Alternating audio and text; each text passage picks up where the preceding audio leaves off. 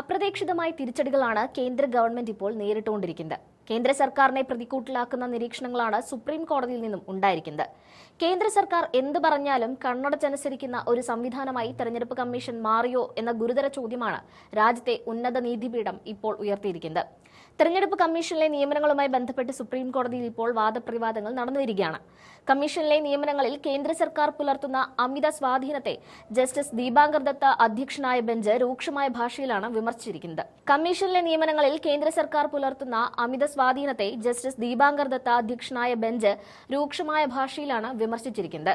ഒരു സമിതി രൂപീകരിച്ചാണ് മുൻപ് തെരഞ്ഞെടുപ്പ് കമ്മീഷണറെ നിയമിച്ചുകൊണ്ടിരുന്നത്.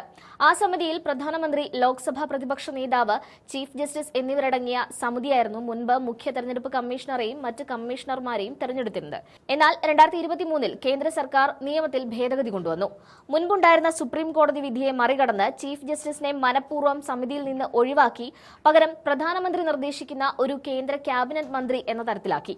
ഇങ്ങനെ ഒരു തീരുമാനം എന്തിനായിരുന്നു തീരുമാനിച്ചതെന്ന കോടതിയുടെ ചോദ്യത്തിനു മുൻപിൽ കേന്ദ്ര സർക്കാരിന്റെ വക്കീലിന് ഉത്തരം മുട്ടുന്ന കാഴ്ചയാണ് കാണാൻ കഴിഞ്ഞത്. പ്രധാനമന്ത്രിയും പ്രതിപക്ഷ നേതാവും കേന്ദ്രമന്ത്രിയും അടങ്ങുന്ന സമിതിയിൽ സ്വാഭാവികമായും സർക്കാരിന് 2-1 എന്ന ഭൂരിപക്ഷമാണ് ഉറപ്പായും ലഭിക്കുക. ഈ സാഹചര്യത്തിൽ പ്രതിപക്ഷ നേതാവിന്റെ വിയോജിപ്പിന് പ്രസക്തിയില്ലാതെയാവും.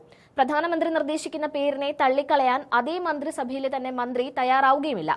ഇത്തരം സാഹചര്യങ്ങളെ വിലയിരുത്തി കമ്മീഷൻ സർക്കാരിന്റെ ഒരു വകുപ്പായി മാറുകയാണോ എന്ന ആശങ്കയും കോടതി പങ്കുവച്ചു. നിലവിലെ തെരഞ്ഞെടുപ്പ് കമ്മീഷണർമാരുടെ നിയമനങ്ങളിൽ രാഷ്ട്രീയമായ താൽപര്യങ്ങൾ കടന്നുകൂടിയിട്ടുണ്ടെന്നാണ് ഹർജിക്കാരുടെ വാദം. ജ്ഞാനേഷ് കുമാർ, സുഖ്ബീർ സിംഗ് സന്ധു എന്നിവർക്ക് മുൻപ് തെരഞ്ഞെടുപ്പുകൾ നടത്തി പരിചയമില്ലെന്ന ആരോപണം നിലനിൽക്കെ തന്നെയാണ് വീണ്ടും നിയമനവുമായി ബന്ധപ്പെട്ട് കോടതിയിൽ നിന്നും ഇത്രയും ഗുരുതരമായ നിരീക്ഷണങ്ങൾ ഇപ്പോൾ ഉണ്ടായിരിക്കുന്നത്.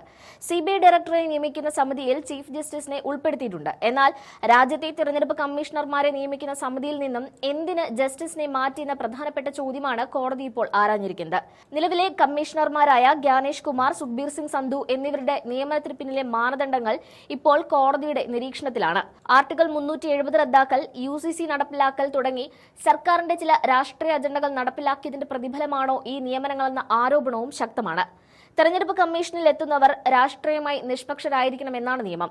എന്നാൽ ഇപ്പോൾ നിയമിക്കപ്പെട്ടവർ സർക്കാരിന്റെ ഗുണഭോക്താക്കളാണെന്നും അവരുടെ കരിയർ റെക്കോർഡ് പരിശോധിച്ചാൽ തെരഞ്ഞെടുപ്പ് നടത്തിപ്പുമായി ബന്ധപ്പെട്ട യാതൊരുവിധ അനുഭവ സമ്പത്തും കാണാൻ കഴിയില്ലെന്ന് മുൻ IAS ഉദ്യോഗസ്ഥൻ SN ശുക്ല കോടതിയിൽ വാദിച്ചു. ഒരു കളക്ടറായിരിക്കുമ്പോൾ നടത്തുന്ന പ്രവർത്തനങ്ങളല്ല ഒരു സ്റ്റേറ്റ് ഇലക്ടറൽ ഓഫീസർ എന്ന നിലയിൽ ചെയ്യേണ്ടത്. എന്നാൽ ഈ പ്രാഥമിക യോഗ്യതകൾ പോലും പരിഗണിക്കാതെയാണ് ജ്ഞാനേഷ് കുമാറിനെ പോലുള്ളവരെ കമ്മീഷന്റെ തലപ്പത്ത് ഇരുത്തിയത്. ഇത്തരത്തിൽ സർക്കാരിനോട് കടപ്പാടുള്ള വ്യക്തികൾ കമ്മീഷനിൽ എത്തുമ്പോൾ അവർക്ക് ജനങ്ങളോടല്ല, മറിച്ച് തങ്ങളെ നിയമിച്ച രാഷ്ട്രീയ നേതൃത്വത്തോടായിരിക്കും കൂറ്. ഇത് സ്വതന്ത്രമായ തെരഞ്ഞെടുപ്പ് പ്രക്രിയയെ അട്ടിമറിക്കുമെന്ന് കോടതിയും ഭയപ്പെടുന്നുണ്ട്. തെരഞ്ഞെടുപ്പ് കമ്മീഷണർമാരുടെ പദവി സുപ്രീം കോടതി ജഡ്ജിക്ക് തുല്യമായിരുന്നത് മാറ്റി ക്യാബിനറ്റ് സെക്രട്ടറിക്ക് തുല്യമാക്കിയത് തന്നെ ഈ സ്ഥാപനത്തിന്റെ സ്വതന്ത്ര സ്വഭാവം ഇല്ലാതാക്കാനാണെന്ന് വിമർശകർ ചൂണ്ടിക്കാണിക്കുന്നുണ്ട്. എന്നാൽ അതേസമയം കേന്ദ്ര സർക്കാർ ഇതിനെല്ലാം കോടതിയിൽ നൽകുന്ന വിശദീകരണം പലപ്പോഴും ദുർബലവുമാണ്. നിയമനിർമ്മാണത്തിൽ ഇടപെടരുതെന്ന വാദമാണ് അറ്റോർണി ജനറൽ നൽകിയത്. ഭരണഘടനാപരമായ മൂല്യങ്ങൾ നൽകാൻ തങ്ങൾക്ക് അവകാശമുണ്ടെന്നാണ് അറ്റോർണിയുടെ വാദത്തെ തള്ളിക്കൊണ്ട് കോടതി തിരിച്ചടിച്ചത്. സർക്കാരിന്റെ നിയമനിർമ്മാണത്തിലെ യുക്തിയും ബുദ്ധിശക്തിയും പരിശോധിക്കാൻ കോടതിക്ക് അവകാശമുണ്ടെന്ന് കൂടി ജസ്റ്റിസ് ദത്ത ഓർമ്മിപ്പിച്ചു. പ്രതിപക്ഷ നേതാവിന്റെ വിയോജിപ്പുകളെ പാടെ അവഗണിച്ചുകൊണ്ട് ഏകപക്ഷീയമായി പേരുകൾ തീരുമാനിക്കുന്ന രീതിയാണ് സർക്കാർ പിന്തുടരുന്നത്. CBI ഡയറക്ടറുടെ നിയമനത്തിൽ ചീഫ് ജസ്റ്റിസ് ഉള്ളതുപോലെ ഇവിടെയും ഒരു സ്വതന്ത്ര അംഗം അത്യാവശ്യമാണെന്ന് കോടതി നിരീക്ഷിച്ചു. അല്ലെങ്കിൽ സർക്കാരിന് ഇപ്പോഴും തങ്ങളുടെ ആധിപത്യം ഉറപ്പിക്കാൻ കഴിയും. ഇത് ഭരണഘടനയുടെ 14-ാം അനുച്ഛേദത്തിന്റെ ലംഘനമാണോ എന്ന് കോടതി പരിശോധിച്ചു വരികയാണ്. തെരഞ്ഞെടുപ്പ് കമ്മീഷന്റെ ഓരോ ചുവടും ഇനി ജനങ്ങളുടെയും കോടതിയുടെയും നിശിതമായ നിരീക്ഷണത്തിലായിരിക്കും. അറ്റോർണി ജനറൽ കോടതിയിൽ പ്രകടിപ്പിച്ച പരിഭ്രാന്തിയിൽ നിന്ന് തന്നെ സർക്കാരിന്റെ ആശങ്ക വ്യക്തമാണ്.